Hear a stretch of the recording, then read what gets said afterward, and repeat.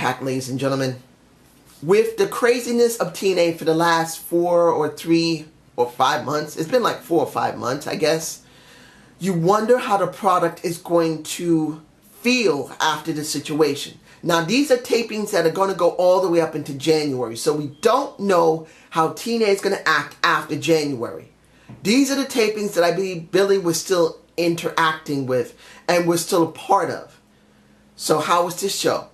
Actually, damn good. This was a pretty damn good show. And I'm going to start with the ending of the show. And that is the DCC versus Eddie and Jeff Hardy. The opening of the show when the DCC did what they did, kicking Eddie's ass, Jeff coming out. It's understandable. It was not that bad. Now we know one of the guys' name is, the guy we don't know is now named Kingston. And I'll say this for the 2-on-3 handicap match. It was a good match. It wasn't all in the ring. It was outside the ring in a 2-on-3 handicap match. I don't remember them saying that this is a no DQ match. But they acted like it. I could have missed it. I haven't really been myself lately. But it was a good match. Then Kingston got his back stretched. The guy's only been in the company for a short time. If you guys know who he is, I don't recognize him. But if you guys know who he is, messing up his back on two aluminum chairs are used in a wedge and his back goes cracking onto it. That is how you mess yourself up in wrestling or in life. I don't care what anybody says. That was not one of the wisest things to do. And then Bram basically doing a DDT directly onto one of those wooden tables and Eddie's head goes through it. You hope Eddie's okay. That didn't look so good. In the end, it's James Storm who wins. But I want to say this about DCC and James Storm. If they keep doing as they are, they're not talking, they're doing the Titantron, and they're talking that way. As long as they don't do it any other way, neither one of them, any of those guys in DCC grabs the mic and start talking in the ring, they're done. They go in the back, they talk with a mic, they're done. This won't work anymore. Because as long as they're only doing the talking and having the suits on that way, it's different. And I enjoyed it. Now, let's get to Matt. Matt's still not recovered, but it looks like he's beginning to get his broken self. You see the scribe appearing a couple of times in the segments that Matt Hardy has. And I gotta say this. Oh, Remy has nice cleavage. She still sticks to what she's doing, being eye candy. Do I believe that she's doing a bad job as eye candy? No. Do I believe she needs to do something else other than being eye candy? At this moment, no. She's still working in the background as a support for Matt. That's the way she is. Do I believe she's enjoying these segments? That's kind of questionable. Sometimes she looks like she really doesn't want to do this, but other times she's totally into it. It's the way it is. But I do enjoy that these segments are done in their house, not in the Impact Zone. Like WWE, they never do these outside of their umbrella most of the time. They used to do it years ago. They don't do it anymore. I guess they don't want to spend any money. Dumb. Or do it in special occasions, which is even dumber. Now, the Jade segment and the subsequent title match that's going to be for Rosemary and Jade. I gotta say this. Last week I didn't do a video on this, but I did watch TNA. And seeing that Jade was spotlighted by Gail Kim was a good thing. I wish they'd done this sooner. But I guess because Gail is out, she surrendered her title. She vacated it. Which I hope is more than just a couple of weeks, maybe months or maybe a year. We need that. We now focus on the two women that are in the Knockouts division people really care about. And that's Jade and that is Rosemary. This segment was beautifully crafted. Now they're using, instead of Rosemary getting over DK, DK is getting over Rosemary. You got Crazy Steve talking most of the time, which is not bad. He's not a bad talker. I know people don't like him that much as a talker, but he's not bad. You got the Abyss helping him. This segment made sense. Now they're trying to make sure Rosemary has what she wants. Switching the Abyss and Crazy Steve over into this capacity as the cheering squad is actually a good thing. We don't normally see it all the time with guys. We don't. And I'm glad to see it here. I hope they continue this. Please don't put them in tag teams. Don't put them with another group where they're going to have some type of conflict. Let Crazy Steve and Abyss try to get Rosemary over in the Knockouts division. And then that segment they had together and they're talking, it felt cryptic. You wonder what the hell is going through the mind of the Rosemary. You wonder if really Jade understands what she's going to have. I actually enjoyed it. And that really makes a lot of sense. Now the next thing.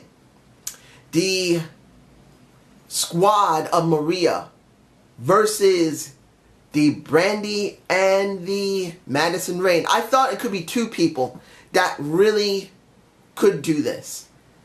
Because I haven't heard that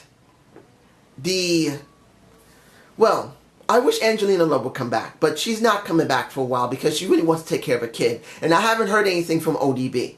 And definitely Velvet Sky's not coming back for quite a while. So I thought it could be one of two people. It had to be Madison Rayne, and it could be basically someone you hadn't seen in a while. I thought maybe it might be Terrence Terrell, but I haven't heard her coming back. So it could have been one of those two. And I was right. It was Madison Rayne. Was this a good match? Not that great of a match. I'm not going to lie. Because Allie wasn't there. Oh, tank top girl for the win. You can see her with Allie. Two gorgeous women. I got to stick them together in my face. It wasn't a bad thing to see. But here's the problem. Even though it was Josh who mainly stated this, it's got to be understood Brandi is too green. Even though he did say Brandi wants to become better. She's training. She's working. Yes, she is. But in this position that she's in because of Cody, she's too green. And it just looks very, very clunky and sloppy with her. I'm not against Brandi. In time, Brandi could be a great performer. Eventually, she could become a Knockouts champion herself. I'm actually thinking that Naomi should come to TNA Impact. I'm sticking her in my face. I haven't really stated it, but by next year, I'm going to start talking about it. Because by the end of this year, if Naomi does not get something, or at least the beginning of the year, of like, we have something with the Royal Rumble where I'm sure both parties come together to work. If Naomi doesn't get anything, I'm going to start showing Naomi here on Impact, saying Naomi needs to come here. Because essentially she's getting nothing. And I just feel like it's time, almost. That's how I feel. The Fatal 4-Way of EC3, of Lashley. I'm kind of surprised that Trevor Lee and... I understand Mike Bennett, but Trevor Lee was a bit of a surprise. I would have thought that DJZ would have managed to get into this situation because they have been pushing him pretty hard. So I'm actually kind of surprised about that. But if he's doing the Team X Gold, which I still find a stupid concept, they're going to go with Trevor Lee, which they did. Was this a great match? Yes, it was. Seeing that move, that I didn't catch it, but seeing that Trevor Lee did a flip with Lashley and catched his ass was actually really good. In the end, you got EC3 winning the shot to go up against Eddie Edwards in the next couple of weeks. I will not get to the thing I want to talk about yet. I still have about one more thing I need to talk about. Baratus versus Shira in a standard match. I really didn't have any real interest in this until I saw the ending when Shira had a little moment with Al Snow. It makes sense that the Tribunal and Al Snow are going to have beef because of what happened last week, and Shira's going to be there. I just hope that please, no Guido. No Guido. No Guido. Let him work with Robbie E. Let Guido work with Robbie E. Don't bring Guido into this because it makes no freaking sense. I'm sorry. It makes no sense. Finally, the most important part of the show. Eli Drake putting his voice up for a title shot. I said this many months ago that this was going to be a sleeper hit. That this feud would be a feud that really people would love. And I feel like I'm right. EC3 and Eli Drake have chemistry that we have not seen in quite a while. They just have beautiful chemistry together. And in this respect, this is a better storyline than what you see in the WWE. Hands down, Eli Drake is a guy that is charismatic, who uses his voice for everything. Losing that for the next 2 months until January next year is something you don't want to see. Then you don't want to see EC3 lose his title shot that he worked so hard to get. Both of them have something to lose. And this is something that we don't see often in wrestling. A consequence for a shot at a title. When do you normally see it? And actually means something. When you saw with The Miz and Dolph Ziggler, you didn't have the same type of hype. It just didn't, because I've seen Dolph Ziggler do something like this before. He did this with Chris Jericho at least 3 years ago, where he had a chance to get a title shot and he would give up his career. This is the first time this happened. But when it comes to Eli Drake and EC3, it's not something severe like losing your job, but it is something that is important to somebody.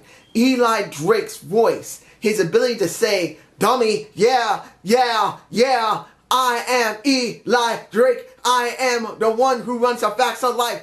I am the one that tells you, dummy, shut up, dummy, shut up. He loses that.